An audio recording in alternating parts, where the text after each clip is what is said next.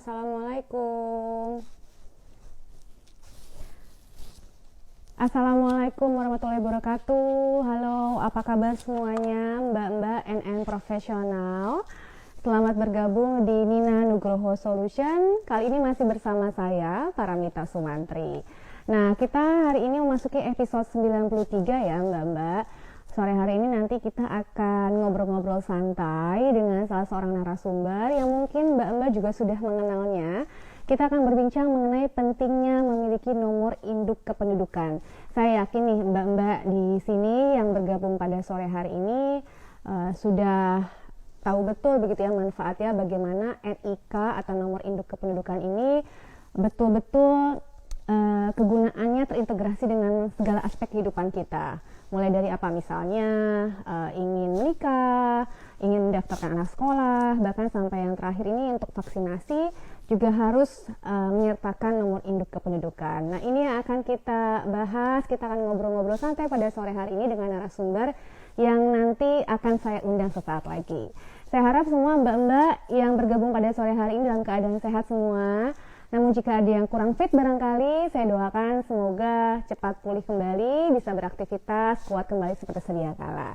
Nah, sebelum kita berbincang pada sore hari ini, seperti biasa saya akan memperlihatkan dulu nih busana yang saya kenakan pada sore hari ini. Ini saya mengenakan busana berwarna orchid dan navy. Ya, kalau mbak-mbak lihat semua barangkali ini saya seperti mengenakan outer ya, namun sebenarnya ini adalah long sleeve yang menempel di kemejanya. Nah, seperti biasa juga nih baju-baju dari Nina Nugroho ini memiliki double manset seperti ini ya, ada 2-in-1 dua warna, wudu friendly dan juga busui friendly karena terdapat kancing di depannya. Ada juga kerah babynya di sini. Dan kantong di sebelah kanan dan kiri. Ini adalah 2-in-1 long sleeve navy orchid. Saya juga sore hari ini mengenakan celana pipe pants orchid ya. Ini kalau saya bisa berdiri sebentar, saya akan memperlihatkan. Nah, seperti ini, warnanya senada. Nah, terus juga ada kantong di kanan dan di kiri di celana ini. Sementara jilbab yang saya kenakan ini adalah square naval blue. Dengan materialnya ini adalah premium ceruti. Baik, ini rasanya kita sudah tidak sabar ya untuk berbincang langsung dengan narasumber saya pada sore hari ini. Semoga sudah bergabung bersama kita pada sore hari ini. Saya akan memperlihatkan dulu. Saya akan coba undang. Sebentar, baik. Oh ya, sambil menunggu tamu yang hadir, narasumber yang akan saya undang, untuk para penanya hari ini jangan lupa untuk bertanya juga, ada yang ingin disampaikan karena penanya terbaik nanti akan mendapatkan hadiah dari Nina Nugroho Store.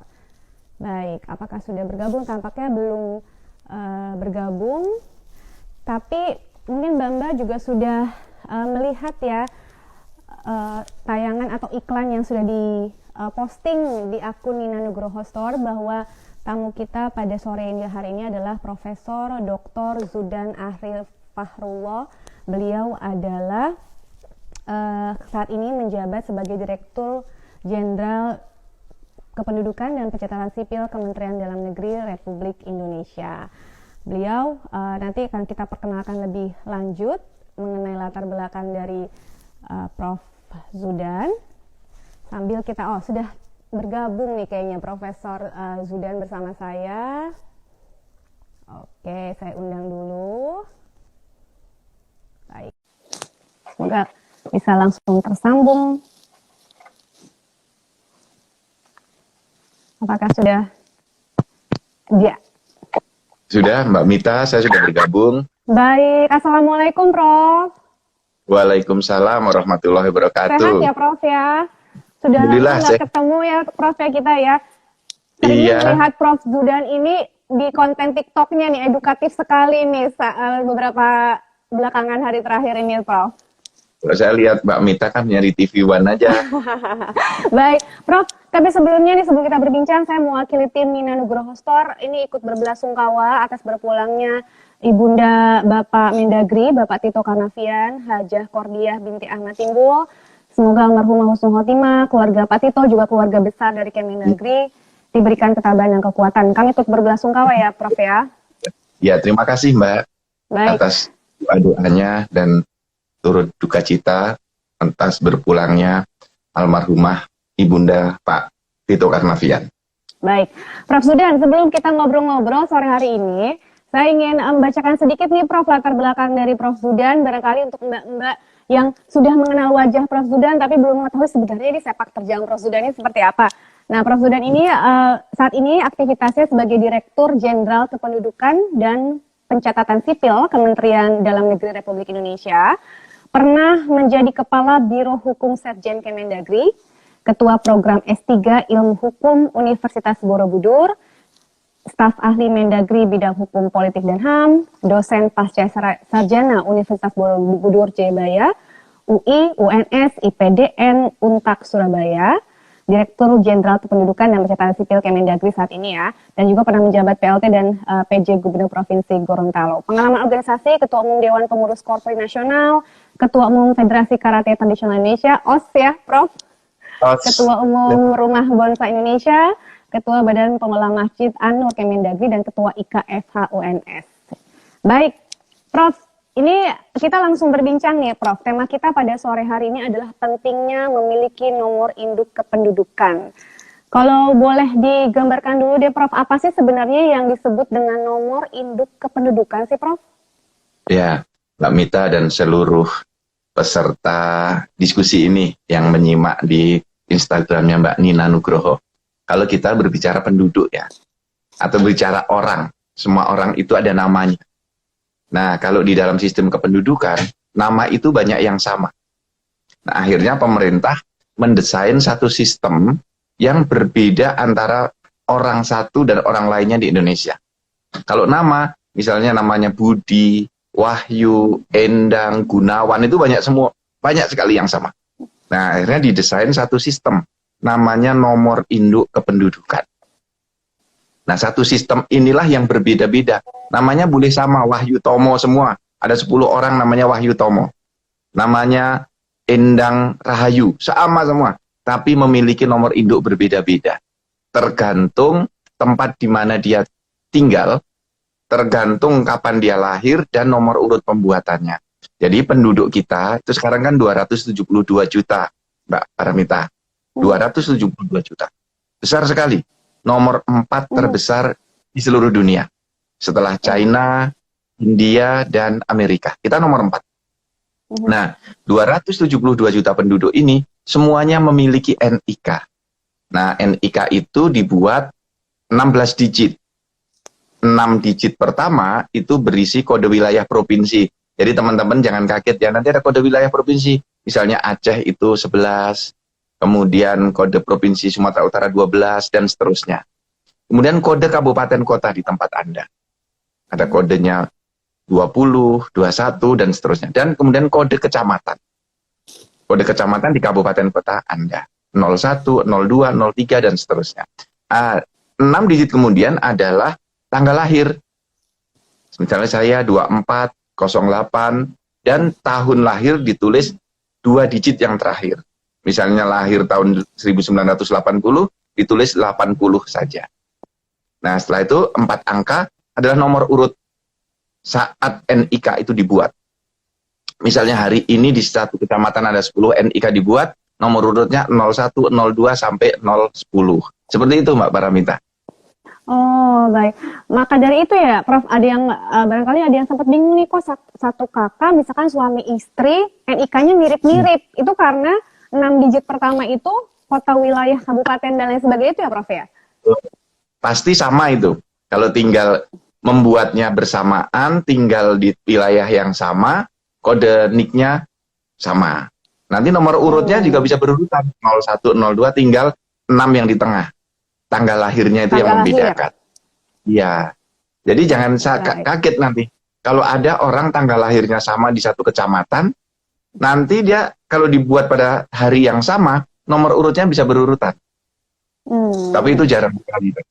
Gitu. Baik. Prof, kalau warga negara, semua warga negara ini berhak ya punya NIK? Ya, bukan hanya berhak. Negara wajib mempunyai NIK.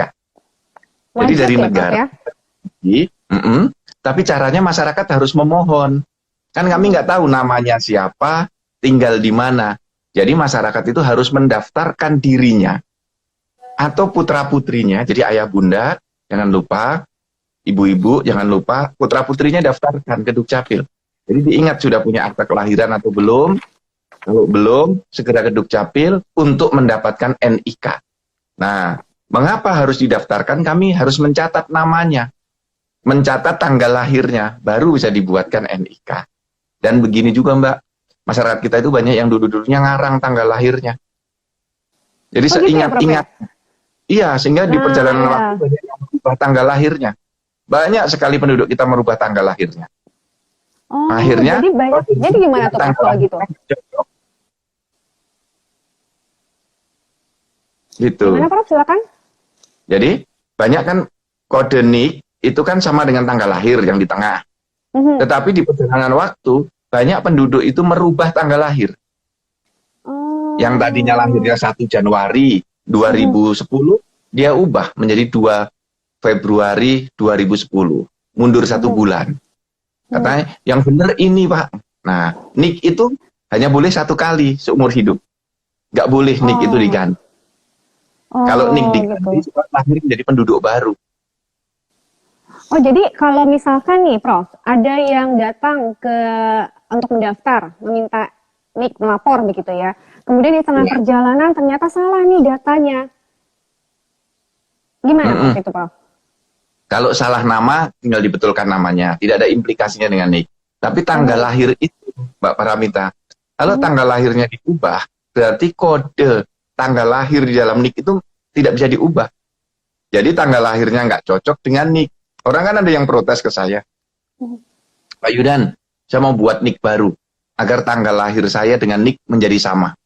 Saya bilang nggak boleh. Karena dulu orang tuamu merubah tanggal lahirmu. Nah, anak-anak kan nggak tahu punya NIK gitu aja. Iya, betul. Kita nggak tahu. Saya aja nggak tahu siapa yang daftarkan NIK saya. Bapak ibu saya dulu. Karena NIK kita itu sudah lama sekali. Tahun 90-an sudah ada NIK. Sudah ada, ya. Dulu lokal dulu, tahun 70, 80 itu sudah ada NIK, tapi lokal. Baru di tahun 2009 diangkat menjadi NIK nasional, berlaku seluruh Indonesia. Kalau dulu tiap kabupaten kota punya kode sendiri-sendiri. Baru di tahun 2009, NIK itu dijadikan NIK standar nasional. Jadi seluruh Indonesia standarnya sama. Baik. Prof, kalau yang satu rumah, misalkan bapak, ibu, anak, mendaftarkan itu kan mudah ya Prof ya. Bagaimana kalau yang homeless Prof, yang tidak memiliki rumah, atau barangkali anak-anak yang tinggal di panti asuhan mungkin, ini prosedurnya seperti apa Prof? Ya, ini yang kalau di dalam sistem administrasi kependudukan kita, yang disebut dengan anak atau penduduk rentan administrasi kependudukan. Kita menyebutnya sebagai penduduk rentan. Misalnya ya tunawisma atau gelandangan. Kan banyak itu. Muter aja. Nah, dia harus punya rumah, punya alamat. Boleh numpang di kakak saudaranya, boleh. Boleh nanti di panti-panti, boleh. Atau kalau anak jalanan kan banyak kita menemukan. Itu boleh di tempat rumah singgah. Nah, ini penting. Nanti kalau teman-teman yang anak jalanan itu, kalau pindah dia harus lapor. Jangan sudah dibuatkan NIK dan KK di rumah singgah A, dia ngabur, pindah ke rumah singgah B, saya belum terdata. Itu banyak seperti itu. Nah, kemudian kalau yang di panti asuhan itu lebih tertib, Mbak. Karena mereka ada datanya. Misalnya ada 10 anak yang tinggal di panti dulu terpisah dari orang tuanya atau oleh orang tuanya ditinggal, kan ada anak-anak dari bayi oleh orang tuanya ditaruh di pasar, ditaruh di mana, dirawat di panti. Nah, itu kepala panti yang membuatkan NIK. Jadi saya bersyukur ya, berterima kasih betul dengan para bapak-bapak dan ibu kepala panti itu yang mau merawat dan bertanggung jawab terhadap data kependudukan anak asuhnya. Ini mulia sekali. Iya, Nah, sepakat, mereka Dok. yang membuatkan kakak di situ. Dan dalam kartu keluarga kan ada nama ayah dan ibu. Seringkali itu dikosongkan karena tidak diketahui siapa ayah dan ibunya. Tidak boleh nama ayah dan ibunya ditulis kepala panti, tidak boleh. Jadi di Sesuai Indonesia ya. itu ada 4 kategori di dalam keluarga itu. Jadi Apa aja kategori tuh, Prof? pertama yang anak yang ayah ibunya lengkap dan sudah kawin tercatat. Mhm. Kemudian kategori kedua, ayah ibunya ada lengkap, tapi kawinnya kawin siri, Mbak. Belum punya buku nikah. Mhm. Itu banyak. Dan yang ketiga, anak punya nik, tetapi hanya punya ibu saja. Anak itu lahir di luar nikah. Tetap dibuatkan nik. Jadi Nah, itu jangan takut. untuk poin kedua dan ketiga itu gimana tuh, Prof, prosedurnya? Jadi sama. Jadi siapapun yang lahir di Indonesia, itu negara wajib memberi nik. Jadi mau bapak ibunya nikahnya tercatat, mau nikahnya siri, kan semua wajib memiliki nik. Termasuk yang anak lahir di luar nikah. Jadi ibunya nanti cukup membawa data nama anak itu, lahir tanggal berapa, bawa ke Dukcapil. Mhm. Nanti akan didata di Dukcapil. Langsung keluar, Nah, ada nicknya, Prof? ada niknya, termasuk kartu keluarganya. Nah, kartu keluarga itu hanya ada nama ibu, tidak ada nama ayahnya. Nanti juga langsung dibuatkan akte kelahiran, tetapi hanya nama ibu dan anak saja. Karena ini penting untuk Baik. perlindungan dan kepastian hukum bagi anak. Jadi semudah itu ya, Prof ya. Artinya walaupun memang payung hukum pernikahannya berbeda dengan pada umumnya, tapi hak anak itu tetap ada ya, Prof ya. Ya. Jadi anak itu tidak boleh disalahkan akibat apa yang dilakukan orang tuanya. Negara tetap harus melindungi hak-hak anak itu. Termasuk yang terakhir ini, anak yang tidak diketahui asal-usul orang tuanya. Tidak diketahui siapa bapak ibunya. Mhm. Jangan dianggap ini nggak ada. Banyak. Di panti-panti asuhan itu banyak sekali. Ya. Nah, ini kepala panti nanti yang menguruskan. Kepala pantilah yang bertanggung jawab terhadap kebenaran data penduduknya. Jadi namanya siapa, tanggal lahirnya berapa. Kalau Dukcapil kan tugasnya mencatat, Mbak. Betul. Dari laporannya mau tanggal 1 Januari, ya kita catat tanggal 1 Januari. Lahir 2005, ya kita catat 2005. Kita akan bertanya, bener nih lahir 2005? Enggak bertanya begitu. Ya. Karena yang Jadi, penting tugasnya datanya masuk, dicatat langsung begitu ya, Betul. Prof ya. kami percaya dengan laporan dari masyarakat. Oleh karena itu masyarakat juga harus jujur. Sebab kalau masyarakat nggak jujur, kami yang mencatat yang hasil dari tidak jujur itu. Ya, Baik. banyaklah ya 6 tahun lebih menjadi dirjen itu menemukan banyak sekali di pedesaan anak itu dititipkan kakek neneknya. Dan ditulis di dalam kartu keluarga kakek nenek itu sebagai ayah ibunya. Ditulis dalam akta lahir sebagai ayah ibunya juga. Oh, itu yang salah sebenarnya ya, Prof ya. Harusnya tetap saja sebagai kakek dan nenek bukan menggantikan orang tuanya walaupun tinggal bersama ya, Prof ya. Walaupun dititipkan gitu kan, tinggal di sana. Tapi katanya biar gampang ngurus sekolahnya, orang tuanya ada di Medan, orang tuanya ada di Makassar, biar saya yang urus, langsung dianggap anak saya. Nah, giliran mau menikah, kan ditanya di KUA, bapak ibunya mana, Ya. walinya siapa, baru enggak, walinya bapak itu. Loh, kok di KK beda nama bapak ibunya? Baru datang ke Dukcapil lagi membetulkan semua dokumennya. Buru-buru lagi, kok saya nikahnya minggu depan ini. Wah, kita kan harus verifikasi data. Iya, betul. Prof, ini kan tadi Prof sudah mengatakan ya bahwa bukan hanya hak saja, tapi memang mewajibkan begitu seluruh warga negara untuk memiliki nomor induk kependudukan.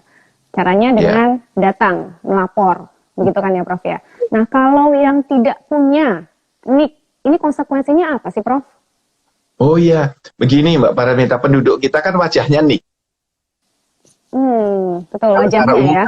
Wajahnya itu nama, dipanggil, Judan, Nita, Bambang.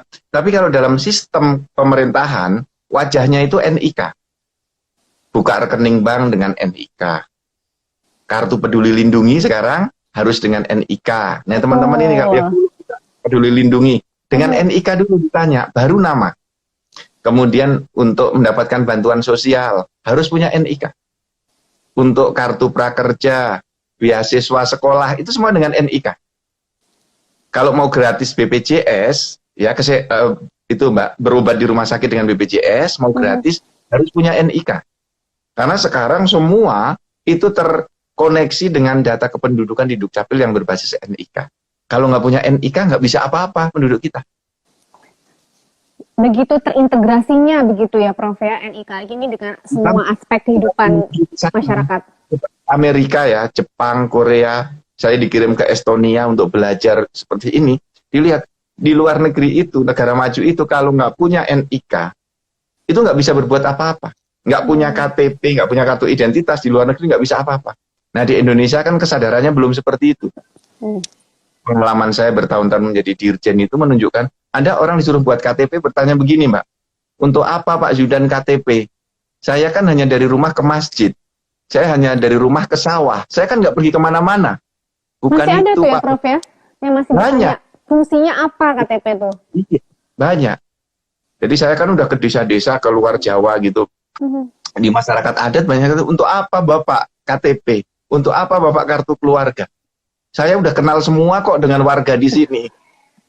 Ya di satu kampung itu kenal semua. Tetapi di dalam sistem pemerintahan kan nggak begitu. Pemerintah nggak bisa memberi bantuan sosial karena dia nggak terdata. Ya. Pemerintah nggak bisa memberikan sumbangan, misalnya subsidi pupuk untuk petani. Karena NIK-nya nggak bisa dicatat karena dia nggak punya NIK. Jadi Bapak dan Ibu, ini saya senang sekali dengan Mbak Paramita di Instagramnya Mbak Nina ini, karena kita bisa menjelaskan ke masyarakat bahwa NIK itu penting sekali. Ya. Jadi kalau pertama ngurus apa-apa sekarang pasti ditanya NIK-nya. Jadi Maka sebenarnya seringkali begini juga Mbak, ditanya fotokopi KTP-nya mana, sebenarnya itu untuk dilihat NIK-nya. Oh, itu ya Prof ya tujuannya ya. Bukan lihat KTP-nya, bukan, tapi di situ ada NIK. Dicocokkan NIK-nya bener enggak gitu. Baik. Kalau NIK ini mungkin nggak sih Prof terjadi duplikasi, karena sempat lihat tuh beberapa berita ketika vaksinasi ada nomor NIK-nya yang dipakai, padahal orang tersebut belum divaksin begitu Prof. Ya, kalau ini kan ada kasus-kasus yang terjadi seperti itu betul terjadi. Karena saya menangani kemarin. Orangnya salah input. Kan baru saja seminggu yang lalu, ini hari Sabtu, seminggu yang lalu kan baru ditandatangani kerjasama antara Dukcapil dengan Kementerian Kesehatan, dengan Kominfo, dengan BPJS Kesehatan. Itu untuk integrasi data. Dulu waktu kita ngisi Peduli Lindungi, teman-teman ketik NIK berapapun itu masuk. Daftar vaksin dengan NIK berapapun itu masuk. Karena tidak ada verifikatornya. Tidak dicocokkan. Yang benar itu NIK-nya berapa. Sekarang kita sudah terkoneksi. Sehingga setiap ada data masuk ke dalam Peduli Lindungi langsung dicocokkan dengan data di Dukcapil. Kalau nggak percaya boleh dicoba. Ya, saya pernah ngalamin tuh Prof, awal-awal Peduli Lindungi berapapun masuk bisa tuh Prof. Sekarang nggak bisa. Harus ada OTP-nya dulu kalau nggak salah ya Prof ya. Iya, betul. Misalnya sekarang saya ketik NIK saya. Kemudian namanya saya tulis namanya Mbak Paramita. Akan ditolak secara sistem. Karena tidak cocok antara NIK dan nama. Iya, betul. Atau namanya nama saya. NIK-nya, saya nggak ingat NIK siapapun. NIK saya salah satu angka saja. Itu juga akan tertolak secara sistem. Karena sudah ada verifikator. Kalau kejadian yang kemarin-kemarin itu karena belum ada verifikator. Ini mau ketik berapa masuk giliran yang ngetik pemiliknya yang asli, datanya udah masuk ke sistem yang baru itu. Nah, dia ketika ngetik, oh kok NIK-ku udah dipakai orang lain, gitu. Jadi kalau menjawab bisa diduplikasi atau tidak ya Prof ya? Tidak ada yang duplikasi. Hanya orangnya salah input, NIK-nya orang lain dimasukkan. Baik. Kenapa saya tahu seperti itu? Karena kami sudah melacak kasusnya. Jadi orang itu memasukkan, ini kan kasusnya 2 orang, Pak Wasid dan Lee In Wong namanya. Pak Wasid itu NIK-nya ujungnya 01, Pak Lee In Wong ujungnya 08. Nah karena salah input, Pak Lee In Wong ketiknya ujungnya 01, padahal itu NIK-nya Pak Wasid Ridwan namanya. Nah tetapi Pak Lee In Wong ini tidak berniat jahat. NIK-nya Pak Wasid, data dia semua. Lee In Wong, tempat lahir di Korea, tanggal lahir berapa, alamat di mana gitu. Kalau niat jahat kan NIK-nya Pak Wasid, namanya Pak Wasid semua. Ya tidak. Jadi betul-betul dia menyampaikan, minta maaf saya betul-betul salah input NIK-nya seperti itu. Baik, Prof. Tadi Prof sudah mengatakan sudah ada tadi dengan Kementerian Kesehatan ya, Prof ya, sudah ada perjanjian kerjasama. Ada inovasi lain tidak, Prof, dari Ditjen Dukcapil ini untuk memudahkan masyarakat dalam layanan administrasi kependudukan selain dengan Kemenkes? Selain dengan Kemenkes, kita itu membuat, kalau Bapak dan Ibu rekan-rekan semua ya, Mas Mbak hadir di sini, itu pernah mendengar istilah Anjungan Dukcapil Mandiri. ADM. Oh ya, ADM. Itu adalah mesin yang kalau di perbankan dikenal dengan ATM. Anjungan Tunai Mandiri. Kalau Anjungan Tunai Mandiri kita datang, pencet angka-angkanya, keluar duit. Kalau di Anjungan Dukcapil Mandiri, kita datang ke sana, dikirimi OTP, dikirimi QR code, nanti pencet-pencet di situ, keluarnya dokumen kependudukan. Jadi bisa keluar KTP, bisa keluar KK, bisa keluar akte lahir. Nah, itu inovasi dari Dukcapil. Dulu, Mbak, orang nggak percaya kalau kita bisa buat seperti itu. Katanya begini, mana mungkin dokumen kependudukan keluar dari mesin, ada-ada aja. Nah, itu ketika 2018 kita mendesain itu orang nggak percaya. 2019 kita wujudkan. Nah, alhamdulillah sekarang sudah kurang lebih 210 alat itu di seluruh Indonesia. Belum banyak, baru 200. Ya? Ya, karena ini bertahap. Di mana tuh, Prof? Tiap kabupaten. Di tiap kabupaten. Kalau yang di wilayah dekat-dekat saya di Jakarta itu ada di Tangerang Selatan, di Depok, di Bekasi, itu sudah ada. Kemudian di Jawa Timur. Kalau untuk mbak-mbak di sini nih, para yang hadir pada saat ini mau tahu ada di mana aja, itu sudah terakses di mana? Infonya kemana ya, Prof? Nah, itu melihat di websitenya Dukcapil masing-masing kabupaten kota. Oh, sudah ada ya, Prof ya? Semuanya punya. Nah, kalau yang bisa langsung diurus oleh teman-teman semua adalah kaitannya dengan layanan online. Karena dokumen kependudukan kita sekarang sudah bisa dicetak sendiri oleh penduduk. Yang belum bisa hanya 2, KTP elektronik dan kartu identitas anak. Kalau akte kelahiran bisa di-print sendiri di rumah. Filenya boleh disimpan. Kartu keluarga boleh disimpan. Akte kematian orang tua kita boleh disimpan filenya. Jadi tidak ada lagi cerita akte kelahiran hilang, akte kematian hilang, kartu keluarga hilang, harus datang ke Dukcapil lagi, enggak. Kalau hilang, sobek cetak lagi aja. Karena cukup dengan kertas putih biasa. Dan itu sah, semuanya asli. Karena kita bisa cetak 10 kali. Nah, ini juga menghemat, Mbak. Ya. Negara menghemat dengan kertas putih biasa itu per tahun berapa, bayangkan? 450 miliar per tahun. Seluruh Indonesia. Jadi Dukcapil dengan layanan online, dengan kertas putih biasa itu, per tahun bisa menghemat 450 miliar. Baik. Baik, Prof, ini kita langsung nih ke menjawab pertanyaan-pertanyaan dari Mbak NN profesional yang sudah bergabung di Nina Nugroho Solution ya, Prof ya, sudah banyak sekali yang masuk. Saya coba bacakan satu persatu dulu, langsung dijawab barangkali ya, Prof. Ya, ini dari sambil minum dulu boleh ya? Silakan, Prof, silakan. Sambil minum santai, Prof. Dari Bu Widai _20, Pak, kalau mau pindah domisili, apa harus pecah KK dulu atau langsung pecah sekalian pindah? Dan pengurusannya kemana? Ya, terima kasih. Ini kita harus tahu Ibu ini tinggal di mana. Kalau tinggal di DKI, itu bisa di kelurahan. Tangerang Selatan, beberapa daerah, kemudian di Kabupaten Blitar, Kabupaten Wonogiri, itu sudah bisa di tingkat kelurahan desa. Tetapi daerah lain baru bisa di tingkat kecamatan.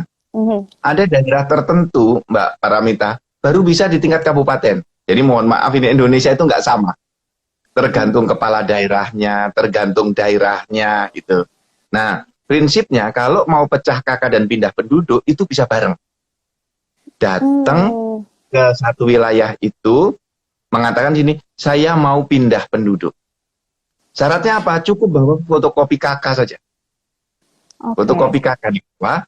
Nanti kalau satu KK itu isinya 5 orang, yang mau pisah KK hanya 1, nanti yang lain akan dicetakkan KK yang baru.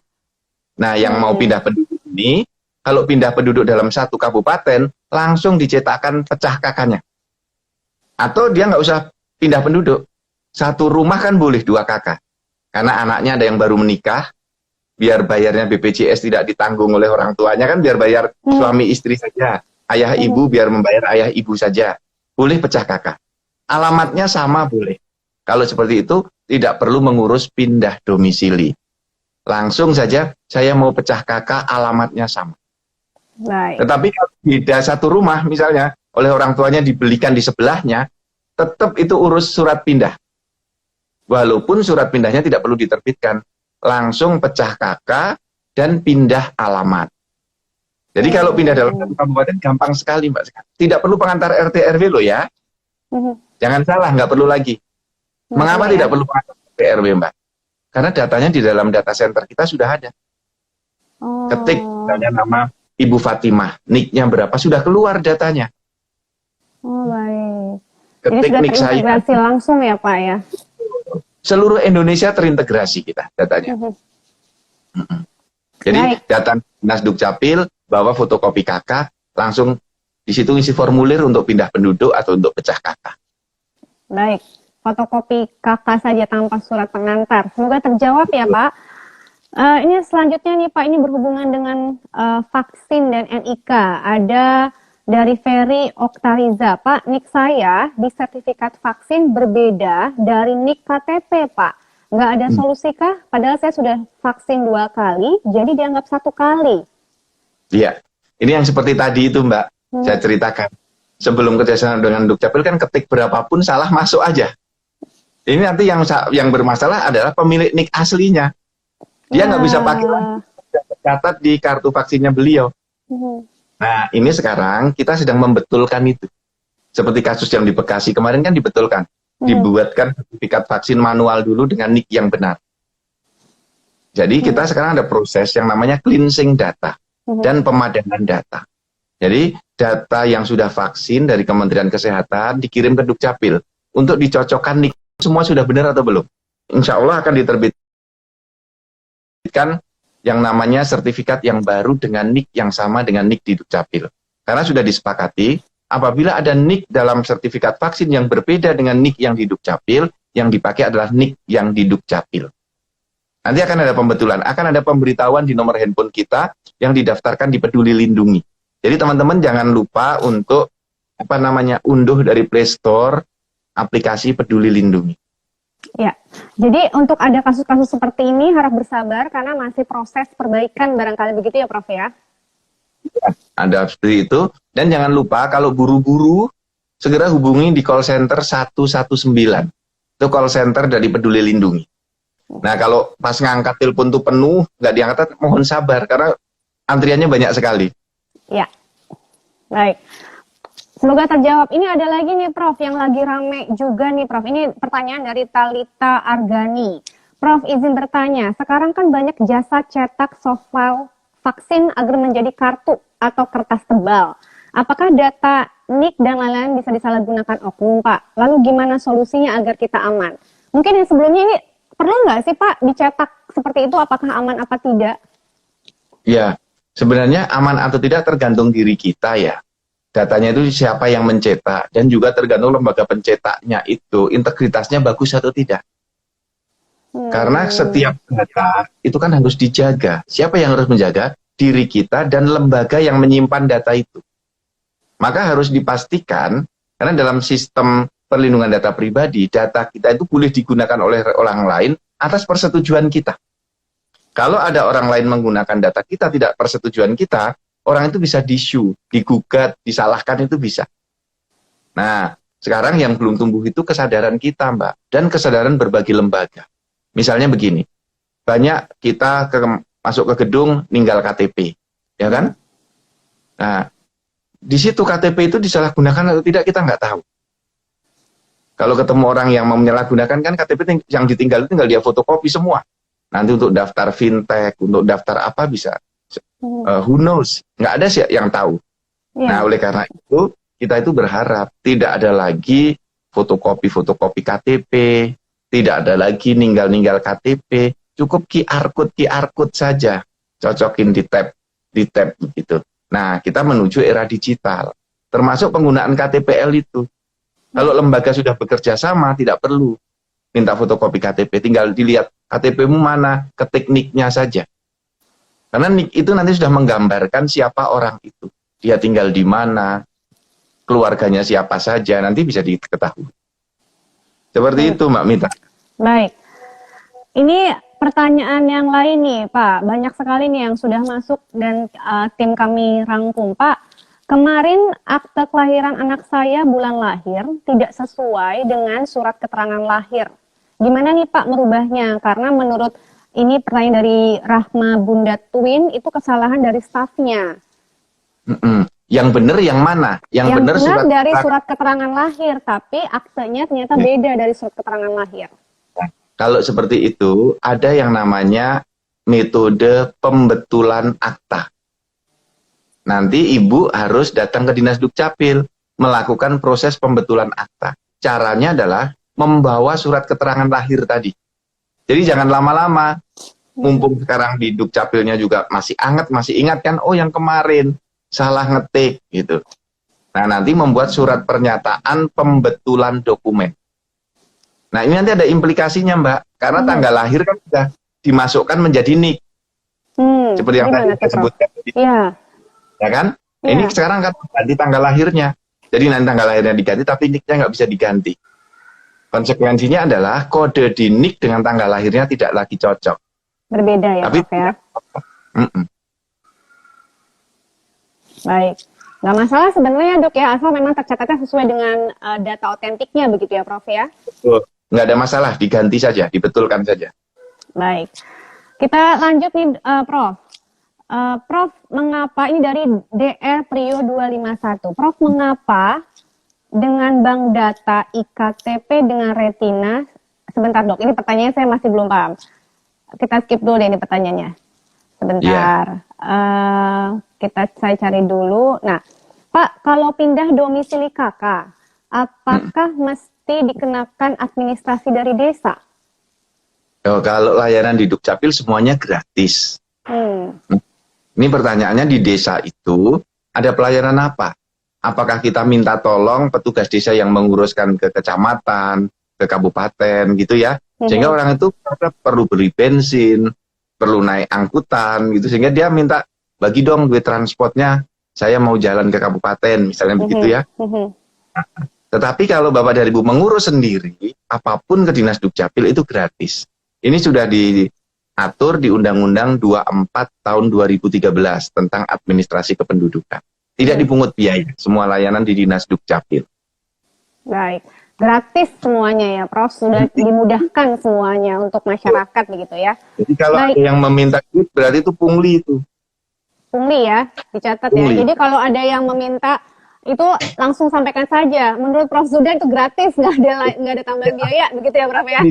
Saya juga saya sampaikan layanan di Dukcapil gratis.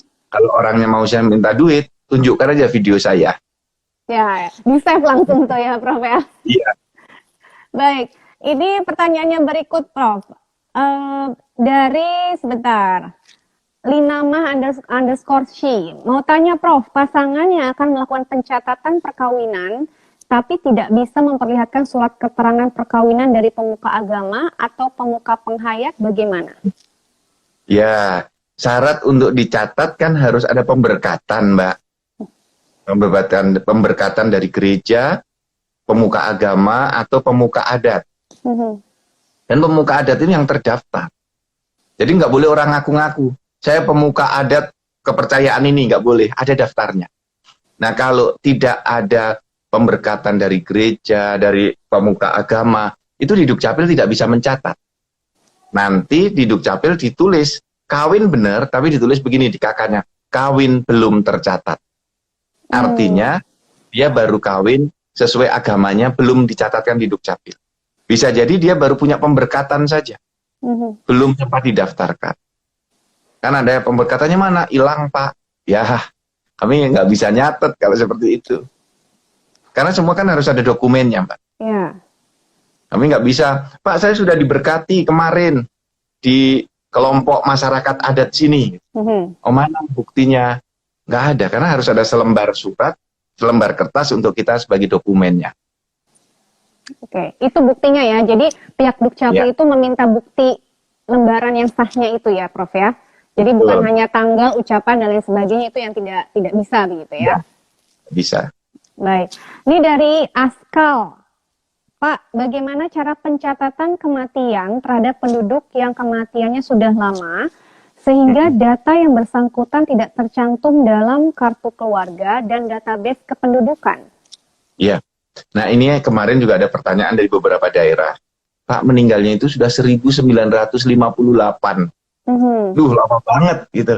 Nah, rekan-rekan semua, kalau ada saudara kita meninggalnya sudah lama, bagaimana cara membuat akte kematiannya? Ini memerlukan syarat penetapan pengadilan. Jadi kita mengajukan penetapan pengadilan. Siapa nama orang yang meninggal itu? Hakim nanti akan menetapkan, mengirim putusan pengadilan itu kepada Dukcapil agar dibuatkan akte kematian. Beberapa kasus seperti itu. Memang aturannya, kalau sudah meninggal dalam waktu lama, dan di Dukcapil database-nya tidak ada lagi, tidak ditemukan kartu keluarganya, tidak ditemukan lagi KTP-nya, harus dengan penetapan pengadilan. Baik. Semoga menjawab tadi ya, Mas, pertanyaannya. Lanjut nih ya, Prof, ya. Sudah banyak sekali nih, Prof. Ada dari Lili_Muardeti. Prof, anak saya laki-laki, dibuat stafnya nik perempuan, jadi nggak bisa dirubah katanya Prof, karena nik sekali terbit. Nah, gimana tuh Prof? Betul. Ini gimana? Kok jenis kelamin bisa salah? Kan kalau kita nulis mesti ada jenis kelamin apa? Ya, laki-laki atau perempuan. Tapi memang saya memahami, karena di Indonesia itu banyak nama-nama yang mirip, sehingga antara petugasnya dan pemilik niknya nggak saling ngecek. Contoh yang namanya Endang. Endang itu kalau di Jawa kan perempuan. Tapi kalau di Jawa Barat kan disebut Endang, laki-laki. Laki-laki. Jadi giliran Endang orang Sunda, lahir di Jogja, bisa jadi niknya diberi kode 40, niknya perempuan. Karena nggak saling ngecek. Jenis kelaminnya ditulis juga perempuan. Kan seringkali kita nggak ngecek akte kelahiran, nggak ngecek kakak. Ketika mengambil, langsung diambil, langsung bawa pulang. Sampai di rumah, seminggu kemudian baru dilihat lagi. Berbeda. Ada yang, loh, kok jenis kelaminnya perempuan? Gitu. Baru dia datang ke Dukcapil. Nah, niknya sudah tidak bisa diganti lagi. Memang seperti itu. Kalau mau ganti nik, dia nanti ganti lahir sebagai warga negara baru. Karena akan menerbitkan nik ganda. Jadi kalau sudah tercatat berbeda gitu, ya sudah nggak bisa gitu ya Prof ya? Kecuali mau merubah seperti warga negara baru lagi begitu ya, lahir lagi membuat gitu ya. Lagi, tapi nanti datanya dia akan ganda. Karena nama ibunya sama, nama bapaknya sama, tempat lahirnya sama, tanggal lahirnya sama gitu. Nanti akan terdata 2 kali di dalam sistem.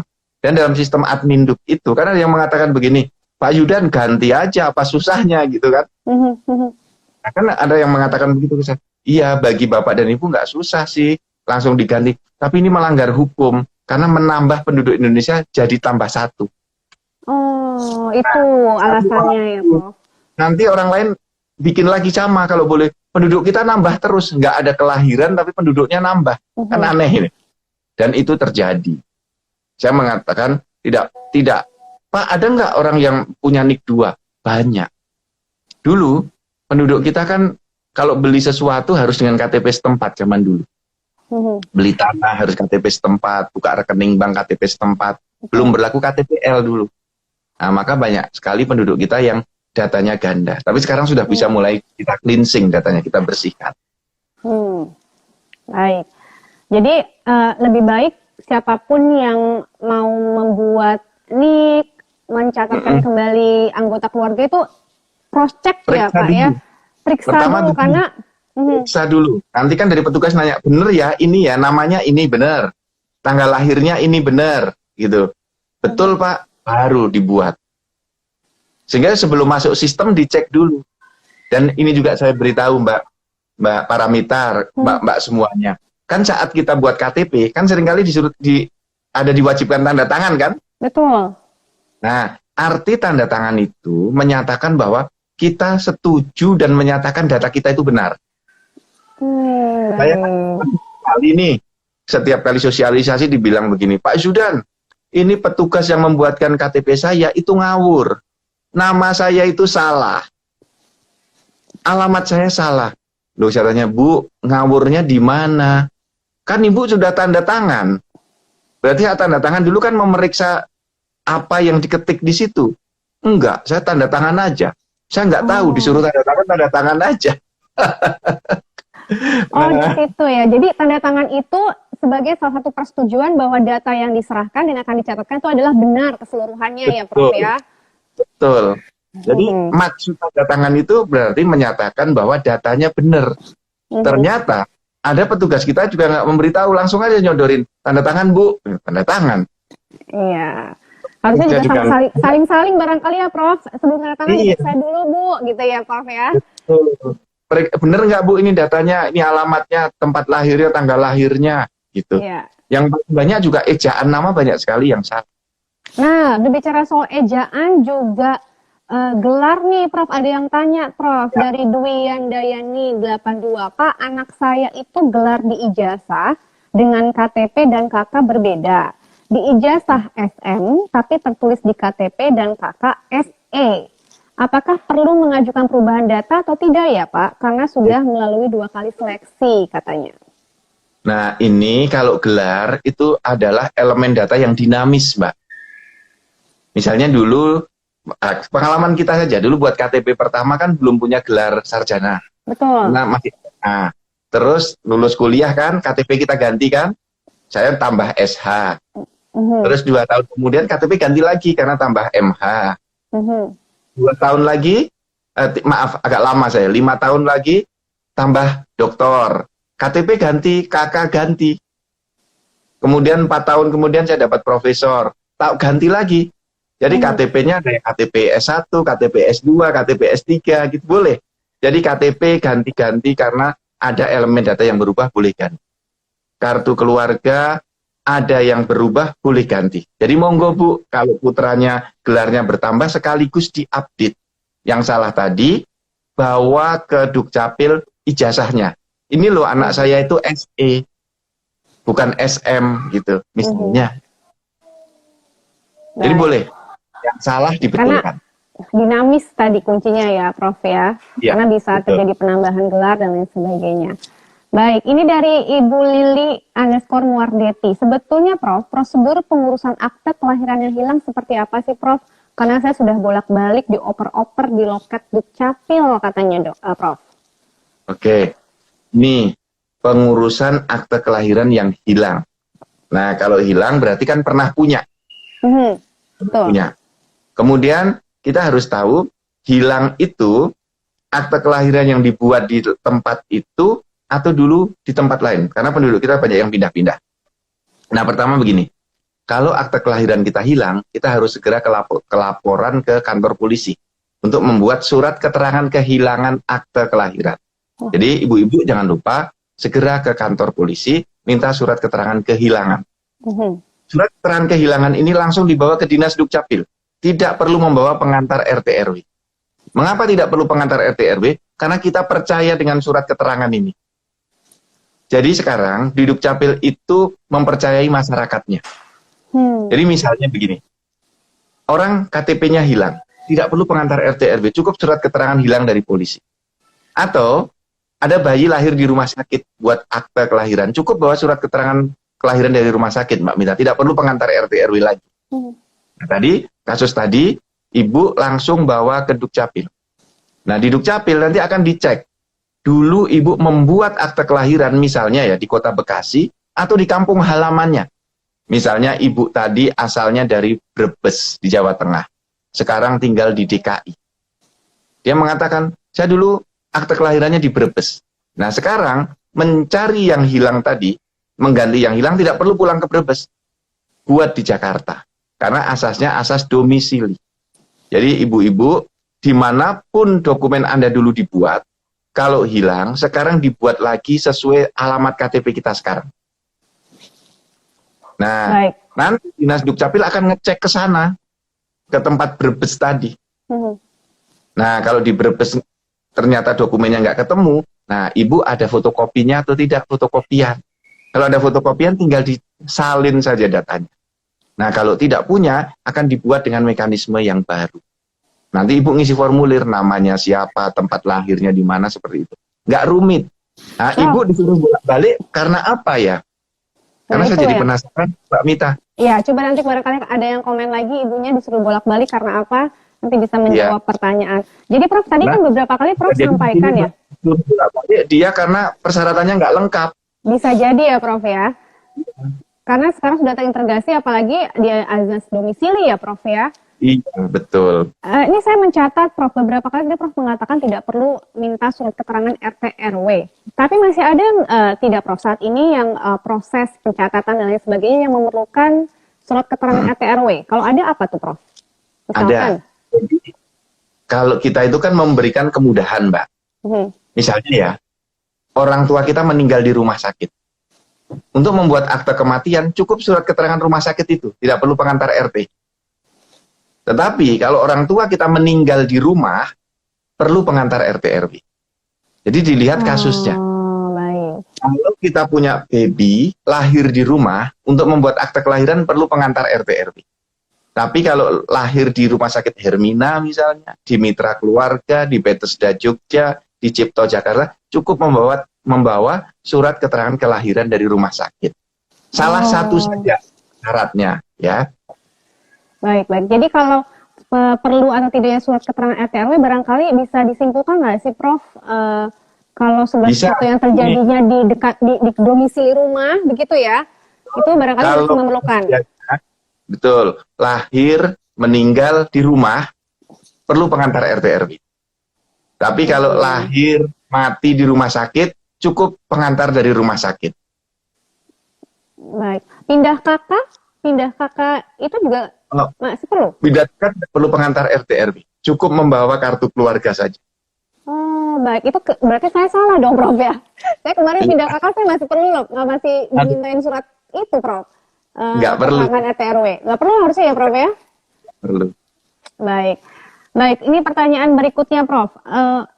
Ada yang bertanya dari Almera OL Shop. Pak, apa bisa buat akte kelahiran tidak online? Karena saya kurang paham kalau lewat online, Pak. Semoga dibaca, katanya. Bisa nggak, Pak? Kan kita sekarang mengembangkan dua sistem, online dan offline. Nah, ini kan untuk memberikan kemudahan ya, bagi yang malas keluar rumah karena ada pandemi, online saja. Nah, memang perlu sabar. Mengapa sabar? Karena antriannya banyak sekali. Sekarang masyarakat kita bagus loh Mbak Mita. Banyak yang suka online sekarang. Iya, pandemi memberikan hikmah besar bagi Dukcapil. Dulu kan kita membuka layanan online nggak laku, Mbak. Nah, antri malah ya Pak ya? Antri di kantor ya Pak ya? Pada senang datang maka padat sekali. Sekarang alhamdulillah. Masyarakat tradisinya mulai berubah. Jadi ada hikmahnya. Pandemi itu ngajari kita online dengan bagus. Nah, bagi yang nggak bisa online, di Dukcapil tetap bisa offline. Hanya mohon dicek karena ada beberapa kantor yang sedang tutup karena ada yang sedang terjangkit. Sehingga kantornya di lockdown. Beberapa daerah nanti setelah 14 hari, 7 hari dibuka lagi. Ya karena kita ada desinfektan, pegawai sedang isoman gitu. Karena kalau satu kantor pegawainya 4-5 itu sakit semua, isoman, kantornya juga nggak bisa beroperasi Mbak. Karena operator nggak ada gitu ya. Nah, mohon dimaklumi situasi ini sedang tidak mudah gitu yang sekarang ini. Tapi tidak semua kabupaten. Baik. Selanjutnya Pak, dari SIMA 100677. Pak, saya mau tanya, pada saat saya mau daftar antrian paspor online di layanan paspor online, saya masukkan nomor identitas kependudukan saya, di situ tertulis NIK tidak tersedia. Apa yang harus saya lakukan, Pak? Bisakah saya mengkonfirmasi NIK saya secara online? Oh iya, jadi begini, ada beberapa penyebab yang NIK tidak terbaca. Pertama, NIK-nya diblokir oleh Dukcapil, karena dia belum membuat KTPL. Jadi begini, kita kan ingin mendidik masyarakat agar tertib. Ya, kami pernah memblokir lebih dari 2 juta NIK. Karena kami menduga ini NIK ganda. Menduga. Banyak karena orangnya ya. Jadi kalau NIK-nya Anda merasa belum punya KTP, kemudian mengurus layanan terblokir terus, NIK nggak ketemu, segera saja datang ke Dukcapil. Itu artinya Anda diberi kode untuk segera membuat KTPL. Itu satu. Atau yang kedua, NIK-nya salah ketik, salah satu angka, sehingga tidak ditemukan. Atau yang ketiga, sedang ada gangguan di kami, di Dukcapil. Bisa jadi kan ada gangguan sistem gitu ya, sehingga diketik tidak terbaca di kami karena sedang ada gangguan. Misalnya, antriannya banyak. Ini kira-kira mudahnya seperti kalau kita lebaran antrian di pintu tol itu loh Mbak. Pintunya kecil yang mau lewat banyak. Nah, data yang mau lewat banyak. Nah, caranya bagaimana? Nanti Bapak atau Ibu bisa lihat di pic profil saya di TikTok. Itu ada 10 nomor handphone yang bisa dihubungi. Kan sering banyak pertanyaan seperti ini, Mbak. Nah, kalau di TikTok itu, kalau ngasih nomor handphone suka diblokir oleh TikTok. Maka saya pasang aja nomor yang bisa dihubungi itu di pic profil saya, bisa di print out. Atau di foto screen. Ada 11 nomor handphone yang bisa dihubungi. Silakan online Ibu. ya Pak ya? Aktif ya Pak? Online ya Pak? Bisa dihubungi langsung ya Pak? Iya. Baik. Baik, ini ada pertanyaan dari Andika Putri. Prof mau tanya, kalau mau merubah tanda tangan di KTP, prosedurnya bagaimana Prof? Terima kasih Prof dan Mbak Mita, sama-sama Mbak. Bisa Prof, merubah KTP, tanda tangan KTP? Tanda tangan itu merupakan elemen data yang bisa diganti. Tetapi harus datang ke Dukcapil karena nanti disimpan di sistem itu tanda tangan itu. Nanti Ibu harus tanda tangan lagi di atas signature pad itu, kemudian disimpan, nanti dicetakkan KTP yang baru. Baik, jadi termasuk dinamis juga ya Prof ya? Seperti ganti gelar begitu ya, penambahan gelar? Yang nambah ganti tanda tangan itu jarang. Yang paling banyak itu pindah penduduk, merubah alamat, merubah status dari bujang menjadi menikah gitu ya. Kemudian nambah gelar, itu yang banyak sekali. Baik, dari Hermawan _AR2, Pak Zudan, saya mau tanya, KTP saya hilang, KTP saya itu KTP DKI Jakarta. Apakah bisa cetak ulang di Dukcapil Kabupaten Bogor, Pak? Aduh, ini kan deket banget nih, Jakarta. Prinsipnya bisa, kita ini bisa cetak KTP dimanapun. Nah, tapi KTP DKI kok tinggalnya di Bogor? Nah, itu kalau infonya belum lengkap nih. Pindah aja, diurus pindahnya, kan tidak rumit. Sehingga Bapak atau Ibu tadi itu kalau ngurus apa-apa dekat dengan Bogor.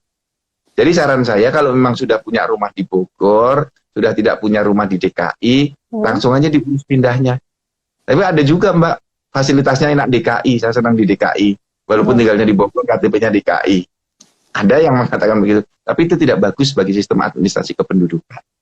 Jadi baiknya di mana domisili tinggalnya, di situ tercatatnya. Di Bogor, KTP-nya juga KTP Bogor. Kan ini bermanfaat bagi Bogor. Kita itu, setiap penduduk itu dihitung menjadi dana alokasi umum dari pusat ke daerah. Jadi setiap penduduk itu bernilai uang bagi pemerintah daerahnya. Jadi kalau alamat KTP-nya di DKI, tinggalnya di Bogor, itu yang untung DKI. Karena segala sesuatunya dia dihitung sebagai penduduk DKI. Pilihan gubernurnya nyoblos di DKI, gitu ya. Layanan publiknya di DKI, gitu. Sedangkan Bogor nggak dapat apa-apa. Hanya jadi tempat tidur aja. Rugi bagi Bogor. Padahal aktivitasnya banyaknya di situ, begitu ya Pak ya? Jadi saran saya segera punya penduduk. Baik. Dari selanjutnya nih Pak, dari Priscilla Angela. Ini pertanyaan terakhir barangkali nih Pak. Saya boleh tahu tidak Pak, apakah ada lokasi vaksin yang diadakan Dukcapil untuk orang yang belum memiliki NIK? Nah, ini pertanyaan bagus. Jadi begini, kita berbagi tugas dengan Kementerian Kesehatan atau Dinas Kesehatan. Yang menyelenggarakan vaksinasi itu Dinas Kesehatan. Kami menyediakan datanya. Jadi nanti kalau akan ada penyelenggaraan vaksinasi bagi yang belum punya NIK, dari Dinas Kesehatan itu hubungi kami. Contoh, ini yang sedang di Jakarta yang terjadi di Gunung Sahari.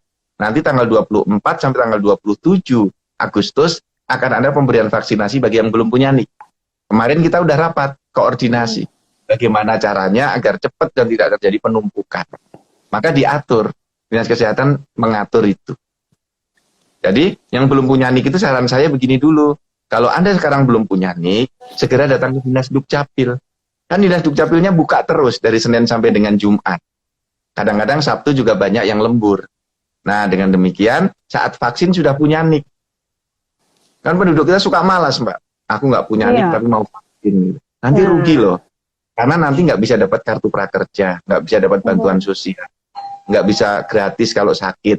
Kan BPJS gratis syaratnya punya NIK. Jadi jangan sungkan. Sekali urus NIK, manfaatnya akan banyak sekali. Ya, jadi bukan hanya vaksin yang didapat ya, Prof ya. Semua bisa didapat dengan hanya memiliki satu NIK ya. Iya, betul. Baik, Prof, kita sudah berada di ujung Nina Nugroho Solution nih, Prof. Apalagi Prof, barangkali kesimpulan yang bisa disampaikan untuk mbak-mbak NN profesional yang hadir pada sore hari ini, Prof. Silakan. Ya, rekan semuanya, satu yang ingin saya sampaikan, kalau ada saudaranya, keponakan, putra-putri, atau menemukan orang yang belum punya NIK, NIK itu ibaratnya nyawa kita. Ibaratnya nyawa kita. Karena kalau kita nggak punya NIK, nggak akan bisa dapat layanan publik di Indonesia dengan baik. Kita akan menjadi penduduk termarginalkan. Oleh karena itu, tolong bantu saya, kalau menemukan yang belum punya NIK, segera diminta datang ke Dinas Dukcapil. Atau, kalau dia berkelompok banyak orang, beritahu kami yang akan datang. Kami yang akan jemput. Misalnya ke panti asuhan, ke pondok pesantren, kami yang akan datang ke sana. Nah, tolong Bapak Ibu pengelola pondok, pengelola panti bisa berhubungan dengan Dinas Dukcapil setempat. Kami akan bantu untuk pendataannya. Demikian Mbak Paramita. Baik, terima kasih, bermanfaat sekali, luar biasa ilmunya pada sore hari ini Prof. Zudan. Terima kasih waktunya sudah bersama Nina Nugroho Solution. Semoga sehat selalu, nanti kita bisa berbincang dalam kesempatan. Terima kasih banyak, Prof. Mbak Paramita, terima kasih. Mohon maaf lahir batin bila ada yang kurang berkenan. Sama-sama. Silakan boleh live, Prof. Kami persilakan. Ya, pamit ya.